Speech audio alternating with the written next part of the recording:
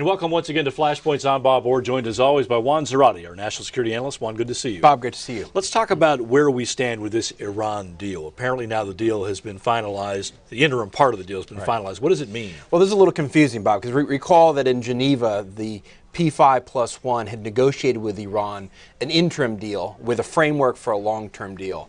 What we now have is, in essence, the implementation of that interim deal, the details behind it, and now we're moving forward. And the moving forward part is the movement toward a permanent, long-term, comprehensive deal with Iran. The administration obviously likes this because it gives further teeth and detail to what has been negotiated, and actually then gives the administration a chance to say, look, we're moving on the path toward diplomacy. Let's not take any missteps, any marches toward war, as they said, inadvertently as we negotiate with Iran. And so this is seen as a hopeful sign. Secretary Kerry is very positive about where they are, and I think that we'll just have to see what the next steps So as an opening entail. salvo here, we're rolling back some of the sanctions just a little bit, and Iran is agreeing not to enrich uranium beyond 5%. But this is still a very tentative step, and a lot of people still don't like it. Well, it's a tentative step in part because we don't know the details yet. And we've talked about this at length, Bob. The devil's in the details. One, what type of enrichment is still allowed?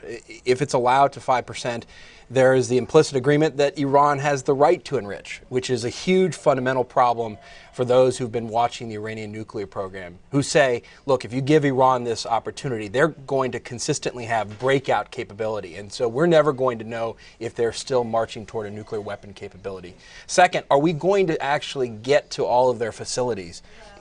We've known in the past that the Iranians have hidden some of their facilities, built bunkers, built deep into the mountainside some of these nuclear facilities. Are we actually going to know what's happening in some of those facilities?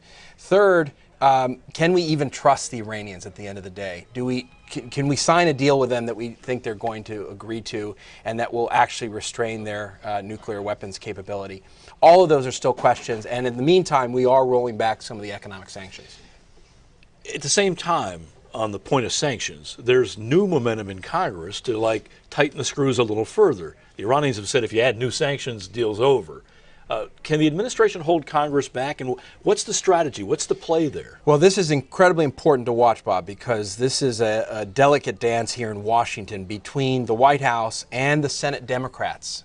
Keep in mind that what's happening in Congress is a move to put forward a new sanctions bill that is in essence an insurance policy, to use Senator Menendez's words, an insurance policy that Iran, if they decide to cheat, if the long-term agreement can't be reached, that more effective sanctions, more harsh sanctions will go into place, largely on the oil sector of Iran. The problem with that is the administration has said that will scuttle the negotiations. The Iranians will move away from the negotiating table.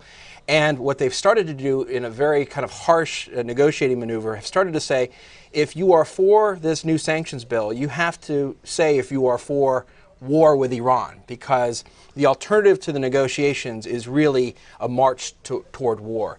And so you've started to see a battle of words and negotiations between the White House and Congress.